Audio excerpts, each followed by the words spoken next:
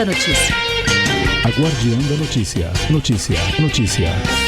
A Guardiã da Notícia. A Guardiã da Notícia. A Guardiã da Notícia. A informação na palma da sua mão. Guardiã das Eleições. Eleições 2020.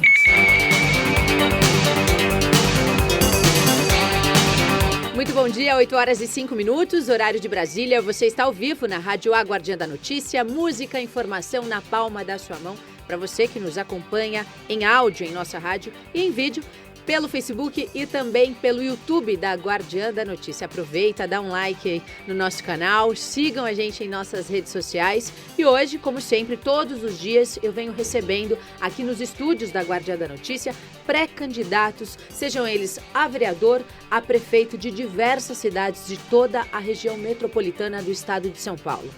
Eu converso hoje aqui conosco, nesta manhã, ele que é juiz, aposentado, é da cidade de Mauá e está pré-candidato a prefeito. Juiz João, seja muito bem-vindo. Bom dia, Gabi. Bom dia, ouvintes. Obrigado pelo convite. Vou te chamar de João. Claro, fique à vontade. Obrigada por ter vindo aqui. João, esse seu interesse pela política, quando começou? Gabi, meus pais sempre foram interessados em políticas. Então, eu vou falar que eu sou de Santa Fé do Sul, uma cidade no interior de São Paulo, e meus pais sempre se interessavam, sempre participaram da política. Não digo política partidária, mas digo assim, sempre nós conversamos muito sobre política. Isso acontece até hoje, na minha casa, isso vai de pai para filho. Então, desde que eu sou criança, desde que eu me entendo por gente, meus pais sempre falaram de política. Eu nasci em 1961, um pouco antes da ditadura, da instituição do regime de ditadura pelos militares, que aconteceu em 64. E em 1970, já com 8, 9 anos, a gente conversava muito sobre política em casa.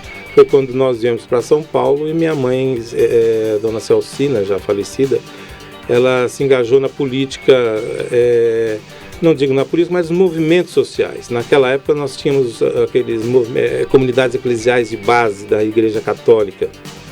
Foi quando minha mãe mais ativamente começou a participar dos movimentos sociais e isso levou, evidentemente, a um engajamento político partidário, porque naquela época, na abertura política, em 1978, 79, 80, que começaram a surgir os partidos políticos, que antes eram só MDB e Arena. E foi nessa época que a minha família bem mais se interessou por política. Então, a minha vida toda eu não tive atividade partidária, mas em casa nós sempre discutimos política. Quando que começou a sua história com Mauá? Gabi, eu vim para Mauá em 1972, não só eu, como eu e minha família. Eu e meus pais, em 72 nós viemos para o Parque das Américas. O Parque das Américas era um bairro bastante carente, não havia asfalto, não havia esgoto. Em 70, meu pai trabalhava na Volkswagen, ele conseguiu um emprego na Volkswagen e eu passei a estudar no Maria Helena Colônia, que era a única escola no Parque das Américas. Estudei no Maria Helena Colônia até 75, quando eu fui para o Viscondão e terminei o colegial, naquela época era colegial, não era fundamental, e não era ensino médio, né? E fui fazer faculdade. Então, a minha história com Mauá começou quando eu vim para cá, em 72, né? E essa paixão pela política? Bom, a gente não desperta por uma paixão, assim, a gente vai vivenciando essa política, né? Então, desde dos 12, 13, que a gente sempre discutiu política em casa. Agora, a questão de se interessar para ser pré-candidato, isso surgiu recentemente. Eu nunca, confesso que isso não estava nos meus planos. Eu entrei no fórum muito novo, com 18 anos, eu prestei concurso no fórum e naquela época você não podia ter atividade partidária, porque eu exerci inclusive o cargo de escrivão eleitoral, fui chefe do cartório eleitoral, então eu não tinha atividade partidária, nunca tive, né? Minha mãe já foi candidata, já foi vereadora, meu irmão também, mas eu particularmente, pessoalmente, nunca participei dessas atividades. Isso só começou agora, bem recentemente, que eu fiz parte do governo da dona Laide. Achei que nessas circunstâncias, que Mauá tinha jeito, achei que era bom E algumas pessoas que trabalhavam comigo eram próximas a mim e me convenceram a sair pré-candidato, e eu acabei aceitando o desafio. Não é fácil, mas eu aceitei. Qual que é a avaliação que você faz da cidade de Mauá? Gabi, não é fácil administrar Mauá. Mauá é uma cidade pobre, né? Uma cidade que sofre muito. E vai sofrer mais por conta agora da pandemia. A arrecadação certamente vai cair fortemente. Nós vamos ter que aprender a conviver com esses desafios desses novos tempos, né? O pessoal fala o novo tempo normal. Vai ser difícil. Mauá, atualmente, na minha avaliação, está abandonada. Nós estamos perdendo aí 3, 4 anos de administração municipal. Não adianta que a gente querer tapar o sol com a peneira, porque as pessoas acabam quem vive em Mauá sabe que Mauá está numa situação terrível. Não adianta agora o atual prefeito querer tentar tapar o sol com a peneira, que não vai conseguir. Mauá, nós temos hoje os mesmos equipamentos públicos que nós tínhamos há 4 anos atrás. Não houve construção de nada de interesse que mudasse a vida das pessoas. Nós tivemos um prefeito preso 2 vezes, 1 ano e 3, 4 meses ele foi preso, depois volta, é preso de novo, volta, é afastado. Então isso prejudica a administração. Você sabe que eu sou contra a reeleição, mas eu entendo que 4 anos é pouco para você administrar uma cidade, tentar mudar o perfil, qual seria tentar melhorar. O tempo suficiente? Não, eu sou contra a reeleição, mas eu acho que 2 mandatos são razoável. Aquele que quer ficar mais que 3 vezes no poder, para mim é megalomaníaco, então eu não concordo. Já acho a reeleição ruim, mas eu acho que em 4 anos não dá para você estabelecer um plano. Tem que ser igual ao Senado, 8 anos, por exemplo? Também, eu acho ideal, não com mandatos contínuos, mas 2 períodos de 4 anos é razoável, bastante razoável. Então, eu entendo que 4 anos é pouco, mas se você for fazer a conta, essa descontinuidade de governo, porque uma coisa, o prefeito sai, entra outro prefeito, eu não estou dizendo o caso de Mauá, estou dizendo de uma forma geral. Um prefeito sai, o outro prefeito, para não dar conta porque saiu, não continua os programas que ele fez. Então, tudo isso atrapalha a administração de uma cidade. Agora, você imagina uma cidade onde o prefeito foi preso, entra um vice, sai poucos meses depois, volta o titular, sai de novo, é afastado. Isso acaba com qualquer gestão, com qualquer programa que você tivesse para administrar a cidade. Isso é ruim. Então, por isso que Mauá sofreu por conta disso. E hoje, na sua visão, qual que é o maior problema do município? Você que conhece de perto como é que funciona a administração pública. São vários problemas, mas o principal, e a gente tem que,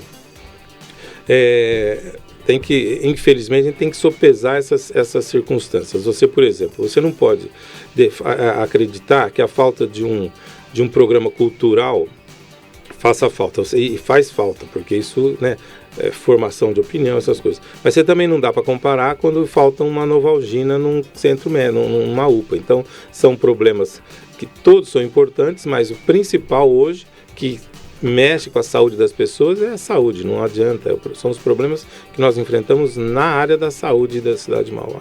E o que você acha que pode ser feito para melhorar? Primeiro, isso já estava sendo cogitado há algum tempo, eu não lembro quem foi que teve essa ideia. Primeiro, fazer uma auditoria nas contas da fundação, ver aonde que está indo o dinheiro que nós pagamos à fundação. Isso é fundamental para saber o que nós estamos pagando. Hoje nós pagamos algo em torno de 15, 16 milhões para a Fundação ABC, para um serviço que não é segredo para ninguém, que é um serviço que não está sendo bem prestado. Então, primeiro, nós precisamos saber o que é que nós estamos pagando, se esse pagamento realmente está sendo convertido efetivamente para ajudar a saúde das pessoas de Mauá. É isso que nós precisamos. Primeiro. Segundo ponto, informatização da saúde. Isso é fundamental em qualquer grau da administração. Informatização. Eu não sei por que as prefeituras elas têm uma resistência em informatizar as questões da administração pública municipal. Hoje você vai em qualquer estabelecimento privado de grande porte, está tudo informatizado. Hoje você não precisa ir no mercado, você não precisa tudo. E eu não sei por que aqui em Mauá isso nas administrações municipais não ocorre. Você foi secretário de governo, você pretendia implantar esse tipo de sistema na prefeitura? Nós já estávamos implantando em relação à alocação de veículos, e seria um projeto piloto para que nós, até porque, Gabi, quando nós entramos, isso que eu estava falando há pouco tempo, essa descontinuidade do programa não te dá a liberdade para você começar, olha, eu vou fazer isso porque vai dar tempo de eu terminar. Então foi uma situação precária que nós assumimos a prefeitura, a gente não sabia se o Átila ia voltar ou não, então isso prejudica, a gente já trabalha com a cabeça da gente, a qualquer momento a gente vai sair. Mas isso não nos impediu de começar um projeto de locação de veículo de forma informatizada no municipal. Eu não sei hoje como é que anda, mas nós iríamos excluir toda a locação de veículos e íamos fazer uma locação, porque a administração gasta muito com locação de veículo, e às vezes você não tem controle onde o veículo está sendo usado, manutenção, quem está usando o veículo, então usando um veículo para 2 veículos para ir no mesmo local. Então essas questões, todas informatizando essas questões, você consegue economizar e gastar bem em outro setor. Nós estávamos começando esse projeto, nós estávamos começando também o projeto de unificar os 3 sistemas de arrecadação de tributos, de acompanhamento do processo judicial, principalmente as execuções fiscais, e também o da folha de pagamento. Hoje a prefeitura gasta com três empresas, eu não me recordo o nome das 3, algo em torno de R$200 mil por mês para manter esses sistemas informatizados. Nós estávamos pensando em fazer uma nova licitação para que uma só empresa fosse contratada, que fizesse os 3 sistemas, que englobasse os 3 sistemas, por um preço menos da metade. Então, eu também não sei se isso teve continuidade, mas isso nós começamos a fazer, mas foi pouco tempo, né? Foram 5 meses apenas. E o que funciona na Prefeitura de Mauá, no seu ponto de vista? O que é que funciona?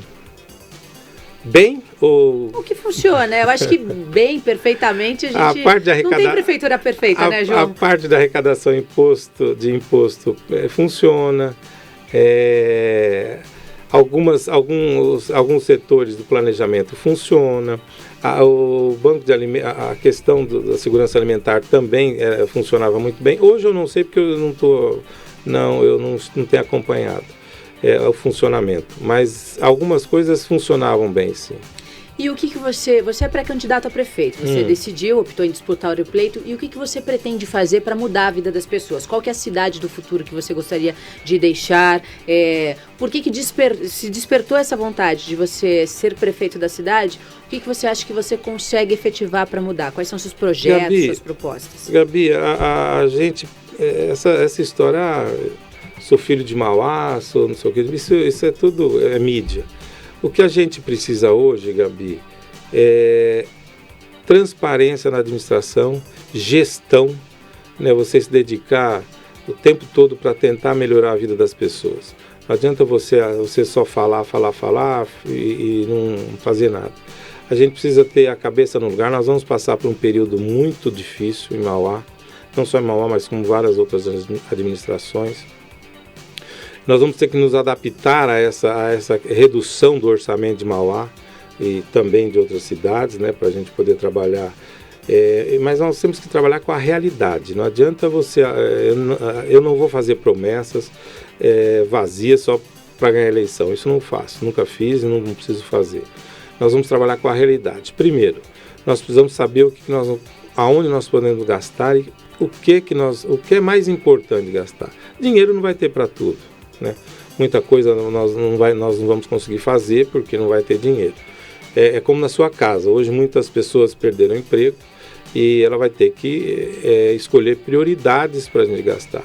Não dá para esconder que prioridade hoje em qualquer situação é a saúde, né? Você vai ficar, até por conta da própria pandemia. Então você vai ter que dar uma atenção especial para a saúde, vai ter que inventar soluções criativas para a gente poder amenizar o sofrimento das pessoas, não tem outro jeito. Nós vamos ter que cuidar das pessoas para não ficar doente. Eu acho super interessante aquele projeto, o médico da família. Isso a gente tem que manter, tem que implementar de uma forma mais forte, temos que incrementar, temos que incentivar essa questão, para as pessoas não ficarem doentes e depois, se ficar doente, para dar menos trabalho, para menos despesa. Não tem como você eliminar essa situação. A saúde em qualquer local, ela é prioridade. A educação, da mesma forma, nós precisamos colocar mais crianças na escola hoje, né? A educação é o que transforma a vida das pessoas. Tem criança fora da escola? Hoje nós temos um déficit de mais de 3 mil crianças fora de creche. E você, a infância... Fora de creche, mas a creche já é considerada como se fosse tem que aprender na creche. Sim. Também. Então, isso a gente já considera que é a educação formal da criança, começa quando ela é pequena.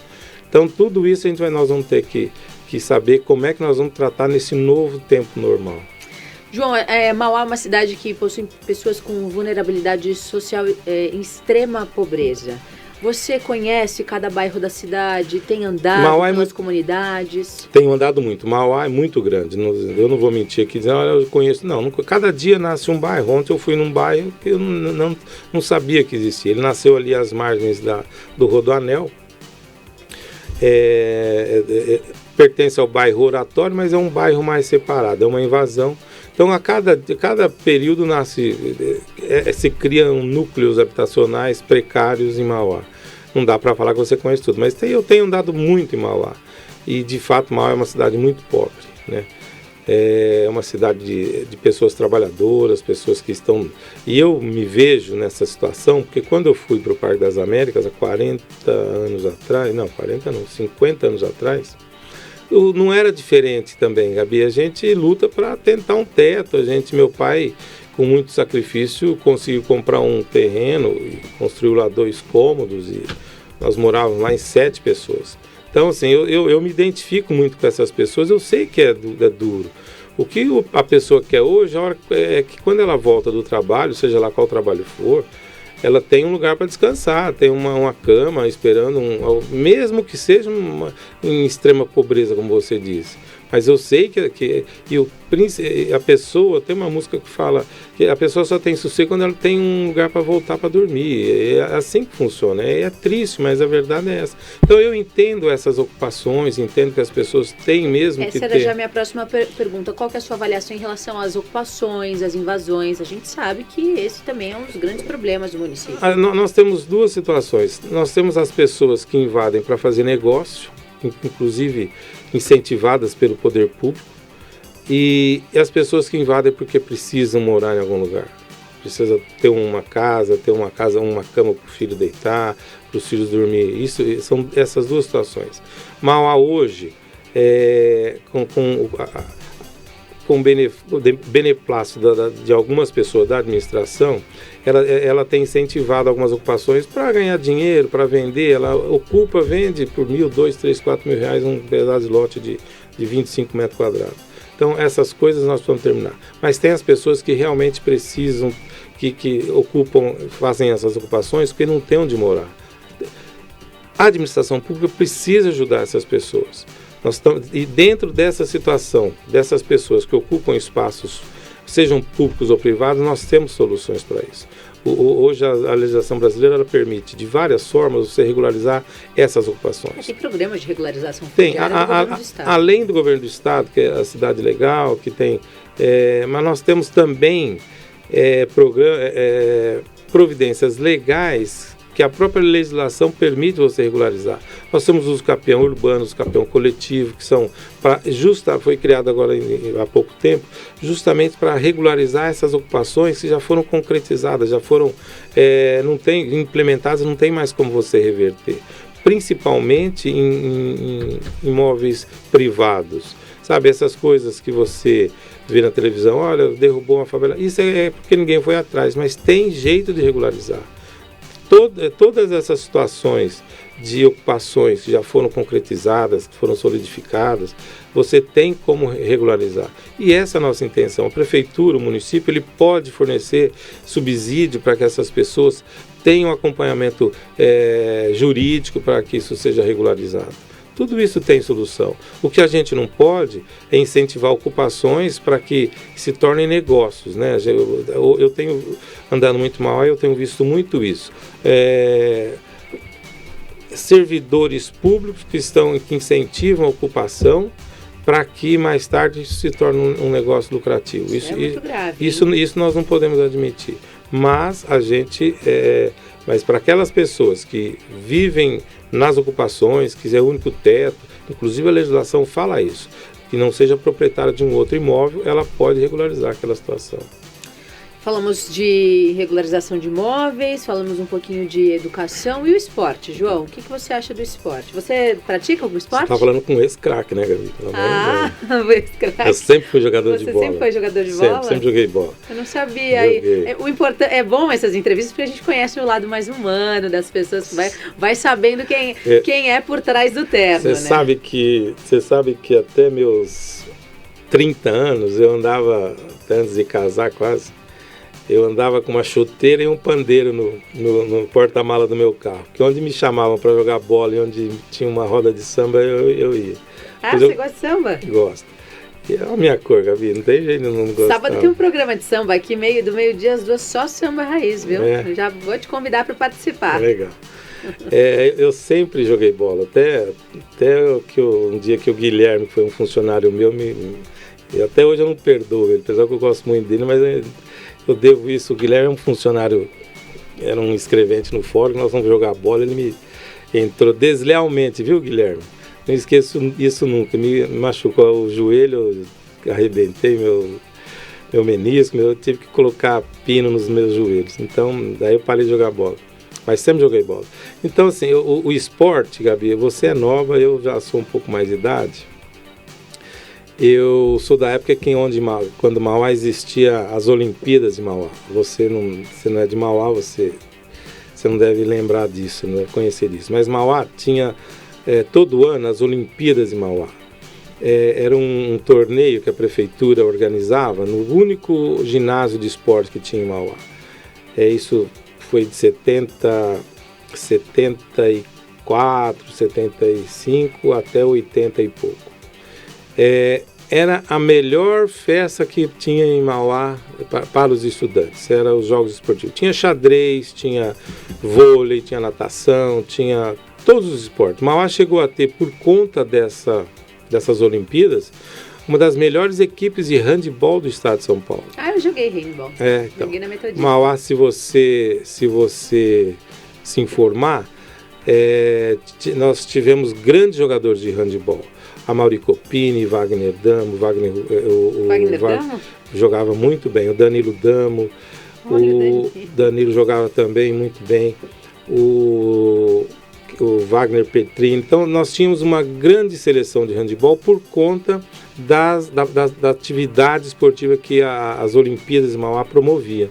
E nós tivemos uma seleção muito boa de basquete na época hoje ele é casado com a Edmeia, professor, esqueci o nome dele, mas nós tivemos grandes equipes de basquete, vôlei, tudo isso.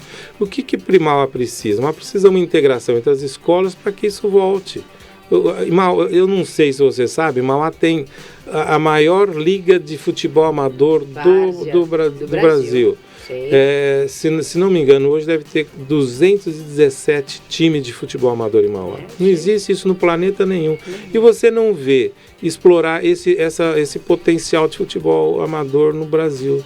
Nós não tem futebol feminino em Mauá. Se você tem 217 times de futebol em Mauá, masculino, por que não tem nenhum feminino? Porque não há incentivo. Essas coisas que nós precisamos fazer a conta. Vamos ver, são 200 times, vamos colocar que sejam 200 times, cada time envolvido com 20 pessoas, são 4.000 pessoas, você consegue envolver diretamente 4.000 pessoas, são atletas. Desses 4.000 você consegue, vamos falar que com famílias envolvidas, 10.000 pessoas, entre torcida, entre quem lava roupa, quem passa roupa, quem compra roupa, o dono do bar do campo. Então tudo, se você for fazer uma contagem rápida, no universo de Mauá nós temos 30.000 pessoas quase envolvidas com futebol amador. Por que a gente não explora essa potencialidade? E não é nada disso, são só 15 campos para 200 times. Nós temos apenas um campo em condições boas, normais, para você utilizar, que é o campo ali no Anchieta, que é de grama artificial. Por que a prefeitura não incentiva, através até de parceria com empresas ou PPP mesmo, para colocar grama artificial em todos os campos? Tem bastante campos lá em Mauá. Mas a gente acha que tem, mas são 15 que são utilizados só. Você tem... por que você não faz vestiários? Isso é coisa que não gasta muito dinheiro, Gabi. É coisa que qualquer empresa ajuda, se ela tiver uma contrapartida de publicidade, essas coisas não tem problema. Por que a gente não faz alguma estrutura de algum serviço para que as crianças das escolas públicas elas participem dessa estrutura de campo de futebol que tem? Por que a gente não leva? A criança sai da escola, tem uma alimentação, à tarde ela vai jogar bola, depois ela vai... Entendeu? Essas coisas a gente precisa tirar as crianças da rua. E se nós temos hoje 200 times de futebol, por que não aproveita isso? Mas cada um para si, Deus para todos, essa é a verdade. Música e informação na palma da sua mão. Você está ao vivo na Rádio A Guardiã da Notícia, em áudio e também em vídeo pelo Facebook e pelo YouTube. São 8 horas e 31 minutos. A gente vai fazer um intervalo bem rapidinho. Em 1 minutinho a gente volta já. Guardiã das Eleições. Eleições 2020. A Guardiã da Notícia. Saúde e beleza no Espaço Estrela. Para seus cabelos, brilho das estrelas, reconstrução, hidratação e, é claro, a famosa escova. Especialista em tricologia dos cabelos. Agende já sua avaliação. 011 94933 1131. Rua das Figueiras, 2240. Bairro Jardim, em Santo André. Espaço Estrela. Saúde e beleza para os seus cabelos. A Guardiã da Notícia. A Guardiã da Notícia. A Guardiã da Notícia. A Guardiã da Notícia. A Guardiã da Notícia. A informação na palma da sua mão. Você já treinou em uma academia onde todo o seu time é formado por guerreiros? Loyalty Team Martial Arts, Jiu-Jitsu, Equipe in Fight, Mestre Lourenço Filho, Muay Thai. E para aqueles que desejam perder as gordurinhas, definir o shape, treinamento funcional. Avenida Rio Branco, 522, Mauá. Loyalty Team Martial Arts. A sua mente e o seu corpo conectados na mesma vibração. Samba da Guardiã. Todos os sábados ao meio-dia, o melhor da velha guarda do samba você confere aqui na Rádio A Guardiã da Notícia. É isso aí, galera. Todos os sábados, a partir do meio-dia, eu, Carlos Ragazzi, o melhor do samba na Guardiã da Notícia. Sintoniza na rede e ouça o melhor do samba. E malandro é malandro, mané, mané. Pode escrever que é. Rei do Mármore. Excelência em qualidade para pias, mesas, bancadas e até escadas. O melhor em pedras para o design da sua arquitetura. Cartela de cores arrojada e moderna, de acordo com lançamentos de mercado. Conheça já os nossos produtos e solicite um consultor para o seu orçamento. 011 95437 9514. Rei do Mármore. Elegância com a essência das pedras. A Guardiã. Guardiã das Eleições. Eleições 2020. Voltando aqui na Rádio A Guardiã da Notícia, música e informação na palma da sua mão. Você que nos acompanha em áudio em nossa rádio e também em vídeo pelo Facebook, pelo YouTube. Não deixem de curtir as nossas redes sociais. No Instagram é _Guardiã da Notícia. no YouTube, dá um like no nosso canal, se inscreve e acompanha toda a nossa programação. Hoje eu recebo aqui em nossos estúdios ele que é pré-candidato a prefeito de Mauá, Juiz João, do PSD, está aqui conosco já há 30 minutos, batendo um papo descontraído para você, eleitor, morador de Mauá, munícipe, que deseja conhecer quem são as pessoas que desejam ocupar as cadeiras que administrarão a cidade nos próximos 4 anos. Em meio à pandemia, será que é momento de falar de eleições? É sim, nós teremos um pleito em novembro e a gente tem que discutir cidade e apresentar quem são os pré-candidatos. João, como é que foi a escolha do partido? Por que você foi para o PSD? Ô, Gabi, eu só vou fazer uma observação aqui, inclusive em relação a isso que você acabou de falar, de participação na política. Eu tenho falado muito que fora da política a gente não consegue melhorar a nossa vida. As pessoas hoje, elas têm dificuldade em discutir política, eu percebo isso nas ruas, com as pessoas que eu converso. Infelizmente, no Brasil, de tempos para cá, a política foi demonizada. Então a gente tem que tirar esse estigma do assunto político, porque fora da política a gente não consegue tentar melhorar a nossa vida, a não ser de uma forma individual. Mas se você quiser melhorar a vida coletiva das pessoas, a gente tem que participar da política. E eu tenho falado muito isso. Nós não podemos abandonar a política, porque é justamente isso que os maus políticos querem. Eles querem que a gente não se interesse por política para que os maus políticos se perpetuem no poder. A verdade é essa. E eu tenho falado para todo mundo, mesmo que você não acredite mais em político, nesses velhos políticos que estão aí, não existe outra maneira da gente melhorar a nossa vida, de uma forma coletiva. A gente precisa acreditar, nós precisamos participar da política, a política é dinâmica, a política pode se mudar e só depende da gente. Tem uma observação que o Barack Obama faz, que ele sempre fala assim, a transformação que você quer no mundo é você que tem que fazer, não tem outro jeito, não tem outro caminho. Não adianta a gente fugir, não votar, que alguém vai estar lá ocupando o espaço. Então é melhor que seja alguém que você pelo menos tenha tentado. A gente tem que tentar. E é por isso que aí eu volto agora diretamente na sua pergunta a responder. Gabi, eu trabalhei a minha vida toda.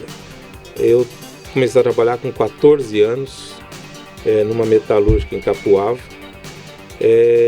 Depois passei no concurso do Fórum em 1980, tomei posse no dia 19 de maio de 1980 e desde então eu sou funcionário do Tribunal de Justiça.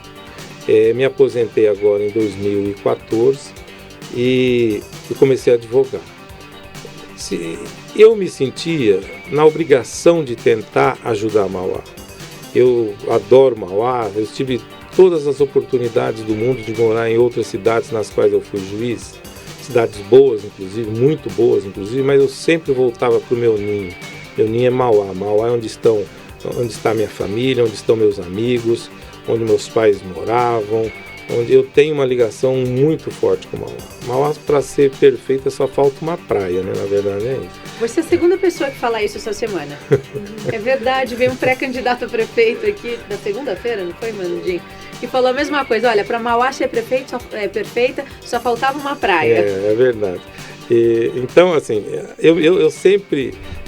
eu nunca pensei em deixar Mauá, né? Apesar, como você falou, Mauá é muito carente, mas eu nasci ali. Para mim, eu recebi uma vez, eu não lembro quando, o título de cidadão mauaense. E quem me concedeu o título foi o Lolo Fargiani. E eu, no meu discurso, quando eu fui receber o título, eu falei o seguinte, eu sempre tive dificuldade, quando eu chegava onde eu era juiz, as pessoas, a primeira pergunta, doutor, de onde o senhor é? E eu titubeava, eu falava, eu sou de Santa Fé, mas eu sou de Mauá. A partir do momento que eu recebi o título de cidadão mauaense, aí eu já comecei, eu sou de Mauá, porque agora eu sou cidadão mauaense. Então, para mim, ficou mais fácil, a minha relação com Mauá tão forte que é. Então, eu até agradeci ao Lolo por conta disso, porque ele me tirou um peso das costas. Eu não esqueci Santa Fé do Sul, mas hoje eu falo, eu sou cidadão mauaense. De forma legal, inclusive. Então, o que me levou é o seguinte, nós precisamos, não só eu não sou o único, eu sou bastante democrata nesse sentido, nós precisamos tentar ajudar Mauá. Em casa, como eu falei no começo da entrevista, nós sempre discutimos política. A gente senta na mesa, eu, meus irmãos, meus pais, o assunto é política. E no ano passado, eu sentado num almoço na casa da minha irmã, da Mara, quando surgiu essa história, o João vai ser candidato, não vai ser candidato, uma sobrinha minha, Bárbara, coisa mais linda do mundo, ela falou para mim o seguinte: tio, se agora que o senhor pode ajudar, o senhor não vai ajudar, então o senhor também não pode reclamar. Eu me senti na obrigação, como é que uma pessoa madura como eu, já uma estabilidade profissional, eu era aposentado já o ano passado, por que é que eu não posso ajudar? Não vai ser fácil, Gabi, não é fácil. A cada dia que eu tenho, desde que eu me joguei nesse desafio, a cada dia que passa eu percebo que é muito difícil. Mas eu não sou homem de desistir. Minha vida nunca foi fácil, né? Eu não digo que eu já passei fome, mas eu não passei fome porque meu pai passava fome. Então eu não posso falar que a minha vida foi fácil. Nunca foi. Quando eu passei no concurso de magistratura, que eu tive que ir para uma cidade longe, pequena, carente, sozinho, eu era solteiro, eu namorava, mas assim, eu era solteiro. Então tudo isso não é fácil para uma pessoa, então não vai ser fácil para mim agora. Mas eu não vou desistir. Eu tenho história, eu me sinto capaz de ajudar Mauá. Quando eu fui trabalhar na administração pública, no ano passado, eu conheci várias pessoas, funcionários da prefeitura, que são bem intencionados, sabe? A administração pública tem gente muito boa. E essas pessoas me convenceram, falaram: doutor João, o senhor, Mauá está passando por um momento muito difícil. Naquela época o atleta estava preso, estava afastado, e eu não me furto a ajudar Mauá. Eu sei que não vai ser fácil, mas eu vou tentar, né? Eu me sinto qualificado, me sinto capacitado, mas sei das dificuldades, e é uma fase. A gente tem que... Eu cito sempre uma frase se eu não estiver enganado, Graciliano Ramos. Ele fala assim: a vida aperta, afrouxa, sopra e tal. O que a vida quer da gente, Gabi, é coragem. É isso que me faz ir em frente. Mas por que você escolheu o PSD? O PSD foi o seguinte: eu não era afiliado a partido, e a princípio existiam outros partidos que, quando surgiu essa história de que eu seria candidato, vários partidos vieram falar comigo. Porque pelo meu perfil, né, existia potencial para uma candidatura ter sucesso. Eu estava numa festa, num casamento na Ilha Bela, quando o Gilberto Kassab me ligou, e querendo conversar comigo. Eu falei: só que agora eu estou no meio de um casamento, não dá para conversar agora. E marquei com ele na próxima semana, fui conversar com ele. Ele me ofereceu todas as condições possíveis, as melhores condições para que eu me lançasse candidato pelo PSD. É um partido de centro, é um partido que não integra o governo, um partido... e eu comecei a pesquisar e eu achei um bom caminho, né? Um partido estruturado. A ideia do Gilberto Kassab é de que nas próximas eleições o PSD se torne o maior partido do Brasil. Então, assim, eu achei um bom caminho. Por isso eu escolhi o PSD. Você se considera de centro, de direita, Gabi, de esquerda? Gabi, eu sempre me perguntei o que é ser de centro, de esquerda ou de direita. Uma pessoa honesta, ela é de centro, de direita ou de esquerda? Uma pessoa decente, uma pessoa trabalhadora, ela é de centro, o que interessa, Gabi, não é ideologia. Eu não sou homem de ideologia, eu sou um homem muito prático, sabe? Eu gosto de fazer as coisas acontecerem. E você querer que um salário mínimo seja um salário que dê para um pai de família sustentar a família dele, é você que ser de centro, de direita ou de esquerda. Se você tentar implementar um projeto que dê uma casa para as pessoas, você ser de centro, ser de direita ou ser de esquerda. Isso já acabou, essas questões. O que a gente precisa hoje, Gabi, é melhorar a vida das pessoas. Não importa se você... Eu sou absolutamente a favor da livre iniciativa, de um jornalismo livre, liberdade de expressão. Sou absolutamente a favor. O que é? Você ser a favor da liberdade de imprensa é você ser de esquerda ou ser de direita? Essas perguntas a gente tem que se fazer. Isso não cabe mais, né, nas discussões políticas. O que eu quero é que as pessoas tenham uma vida boa, tenham as mesmas oportunidades que eu tive. Eu sou filho de um faxineiro e de uma dona de casa. Né? Hoje, se eu tivesse continuado na minha carreira, eu seria desembargador, poderia ser presidente do tribunal.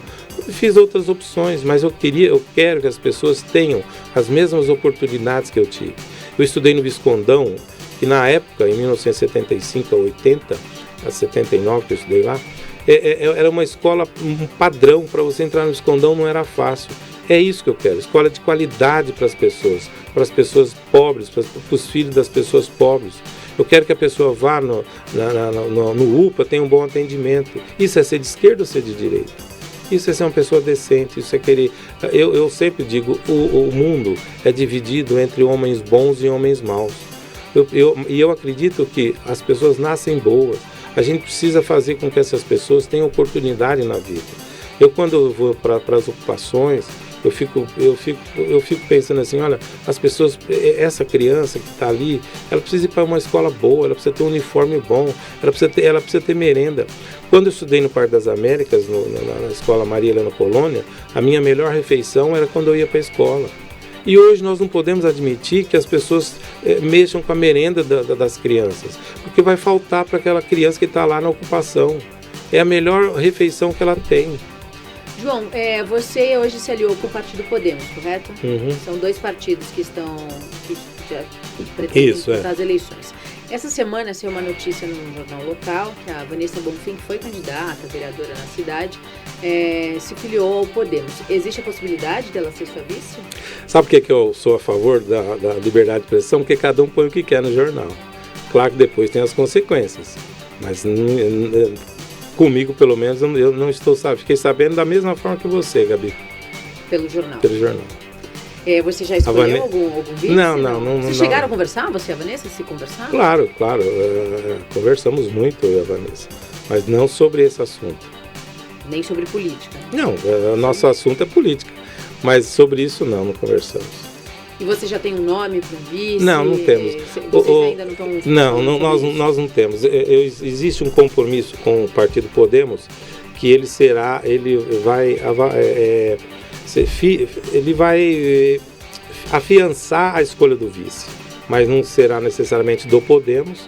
Será um vice que agregue, um vice que para a gente não contaminar o nosso projeto, o nosso projeto é de renovação, né? E às vezes não só renovação, mas inovação. A gente precisa de gente nova na política. João, quem é você? Em que sentido, Gabi? Fala um pouquinho de você. É difícil a gente falar da gente, né? Eu tenho feito essas perguntas. Ontem eu perguntei para o prefeito, o Kiko, que estava aqui, o prefeito de Ribeirão Pires, ele respondeu dessa mesma maneira. Ele falou, poxa, Gabi... Não, Gabi, eu sou um cara bastante tranquilo, sou um cara transparente demais. Sou um cara família demais, né? Até por conta da família que eu tive, que eu tenho, na verdade. Eu não sou diferente das pessoas, sou um cara que gosta muito de estudar. Por conta disso que eu acabei sendo juiz de direito, fui juiz de uma das maiores cidades do Brasil. Então não sou esse aqui que você está ouvindo. O que você gosta de fazer nas horas que você não está trabalhando, não está fazendo política? Eu moro num lugar muito gostoso, num prédio que eu tenho grandes amigos. Eu gosto muito de ficar no meu prédio, a gente faz churrasco, ouve música, às vezes até leva umas advertências do síndico, a música vai alto, mas a gente vamos superando esses obstáculos. O Fábio, que é o síndico, de vez em quando ele me chama e puxa a orelha. Mas não tem, eu faço coisas, gosto muito de viajar, viajo muito, né? Isso, com a minha família. Com a Você Márcia, é casado? Sou casado com a Márcia Cristina, ela é advogada, aposentada também, e tenho 2 filhos, Gustavo e Giovana, de 19 e 12 anos. Hoje é dia da pizza, né? E hoje também é dia da lei. Queria que você falasse um pouco sobre o dia da lei. Hoje é 11 de agosto, é verdade, hoje é dia da lei. O que você precisa saber? Queria que você fizesse uma reflexão sobre o dia da lei. A lei, como é que é? Se você soubesse como é que são feitas as leis de salsicha, você não usaria nenhuma das duas, né? O Brasil é complicado em questão, apesar que eu acho, Gabi, que o Brasil tem excelentes leis, o que falta é uma aplicação efetiva delas, né? Essa é a verdade. Eu vou falar só um exemplo aqui, questão de progressão de regime de preso. Eu acho que, porque é um assunto que vira e mexe nas redes sociais, a gente vê. Eu penso, Gabi, que essa questão de progressão de regime de preso é só um exemplo de uma lei que a gente acha que é boa e acaba não sendo. Não tem que ter progressão de regime para preso. O preso ele tem que ter a obrigação de ter bom comportamento. Tem que ser ao contrário. Se ele tiver um mau comportamento, aumenta a pena. Então, essa progressão de regime, você condena um cara a 6 anos, uma pessoa a 6 anos, ele com 1/6 ele sai, então cumpre 1 ano. Então, essas coisas que nós precisamos mudar.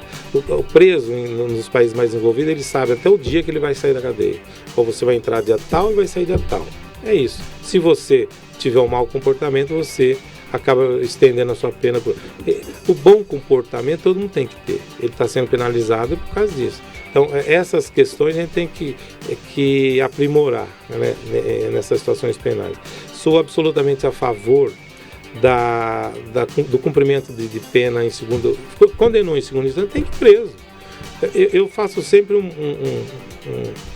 paralelo assim, olha, você você responde a um crime. Você foi condenado por um juiz, o juiz de primeiro grau. Beleza. Então vamos discutir, porque pode ser que esse juiz esteja errado. Eu conheço muitos juízes que eu já dei muitas sentenças que foram reformadas. Então você tem a prerrogativa, você tem que ter uma segunda opinião, é igual ao médico. Bom, beleza. Então vai para o tribunal.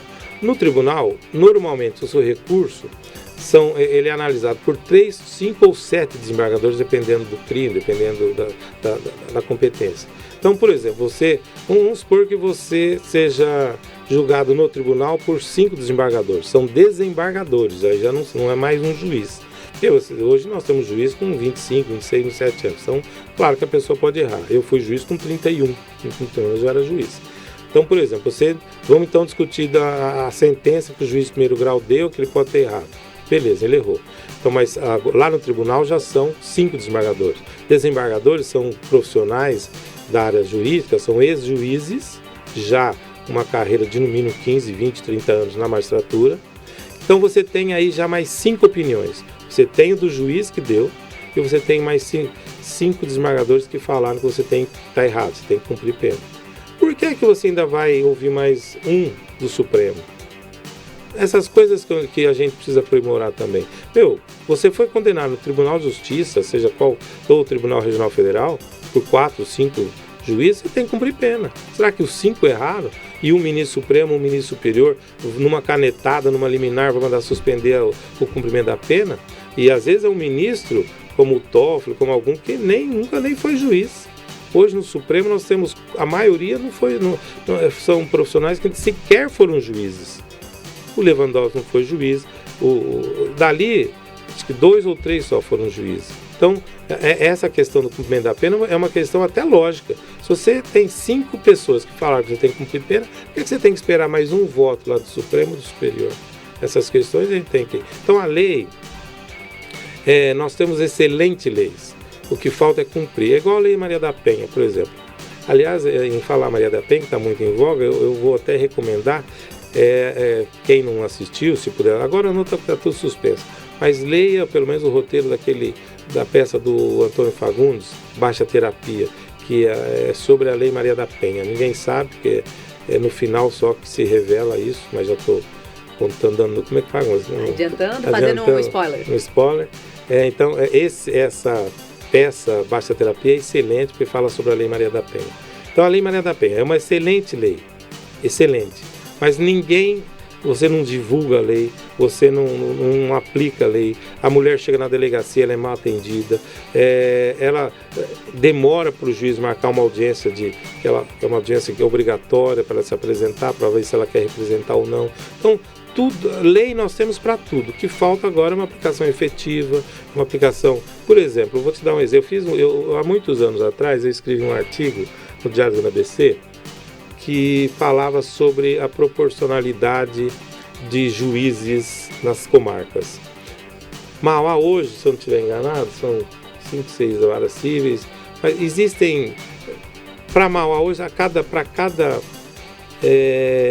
30 mil habitantes há um juiz, acho que até menos. Isso é absolutamente impossível num juiz conseguir tocar todos os processos. Então tudo demora, tudo fica parado. Isso, então não adianta você ter lei se você não tem uma estrutura para aplicar a lei.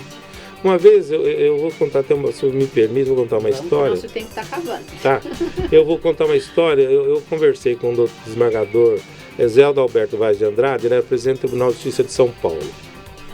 E ele aposentou e foi advogar e foi fazer uma audiência onde eu era juiz. E aí me falou, o doutor desembargador está aí, tá sentadinho lá. Eu chamei o desembargador, Zé Alberto Vaz de Andrade, ele até acho que já faleceu, se eu não estiver enganado. E ele me chamou lá e nós começamos a conversar. E ele falou o seguinte para mim, Gabi, palavras dele. E aí eu comecei a falar que tinha muito serviço, era 4, 5 mil processos para um juiz, que é muito. Ele falou assim, doutor João, desembargador Zé Adalberto Vaz de Andrade, ex-presidente do Tribunal de Justiça de São Paulo. Ele falou, doutor João, no tribunal a gente sabe, doutor João, que se um juiz tiver mais do que 1000 processos, vira tudo um faz de conta. Quer dizer, você ouvir isso de um presidente do Tribunal de Justiça é desalentador. Porque realmente você não consegue distribuir justiça num lugar onde só tem um juiz para 30 mil pessoas. Se o próprio presidente do tribunal falou, se tiver mais 1000 processos, não adianta. Então, hoje, eu já fui juiz de uma vara que tinha 80 mil processos, vara de execuções fiscais. É absolutamente impossível você distribuir justiça, fazer justiça nesses termos, nessas condições. Você tem sentença, isso eu estou encontrando isso na rua todo dia. Tem um processo meu para dar sentença, eu entrei com um processo faz 2, 3, 4 anos, não tem uma solução. Vai fazer o quê? Um juiz para 20 mil processos não adianta, vai entrar na fila. E não, por mais que o Código de Processo Civil, o ano retrasado foi alterado, há 3 anos atrás, por mais que você fale, olha, o juiz tem que dar a sentença nesse dia, nesse prazo, desse jeito, mas um juiz para 4, 5 mil processos não vai dar conta, não adianta. Isso é uma enganação.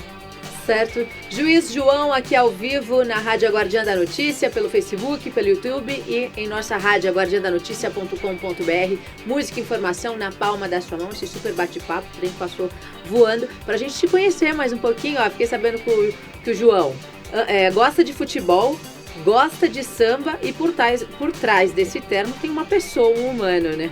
João, suas considerações finais, por favor. Gabi, eu vou voltar a insistir naquela questão que eu já toquei aqui. Eu não sabia que eu ia fazer essas considerações finais, mas vou repeti-las.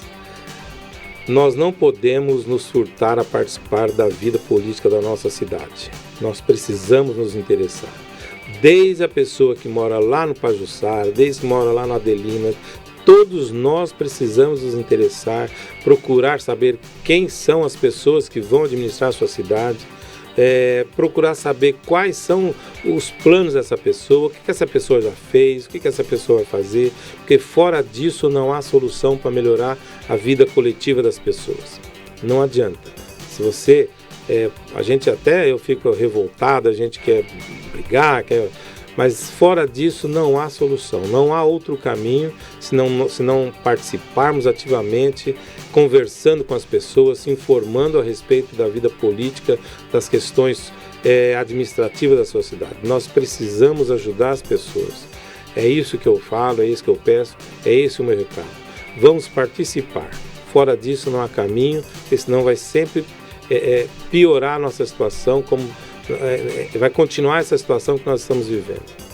Muito obrigada, esse foi o pré-candidato a prefeito de Mauá, juiz João do PSD, conversando um pouquinho aqui conosco. João, boa sorte para você, tá bom? Obrigado, Gabi. Agora acho que você volta para os debates mesmo já, daqui a pouquinho. Depois as entrevistas podem até o dia 11, né? Depois a gente começa a fazer os debates aqui na Guardiã da Notícia. A gente vai encerrar aqui a nossa programação pelo Facebook, mas você que deseja continuar acompanhando a nossa rádio, migra para o nosso portal, aguardiandanoticia.com.br. Continua o programa Guardiã do Tempo, flashback anos 70, 80, 90, 2000 e a cada 30 minutos os nossos boletins com jornalismo e informação regional. A Guardiã da Notícia fica por aqui. Até já.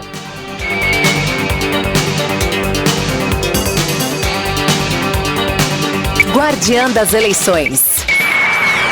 Eleições 2020. A Guardiã da Notícia. Da Notícia. A Guardiã da Notícia. Notícia. Notícia. A Guardiã da Notícia. Da Notícia. Da Notícia. A Guardiã da Notícia. A Guardiã da Notícia.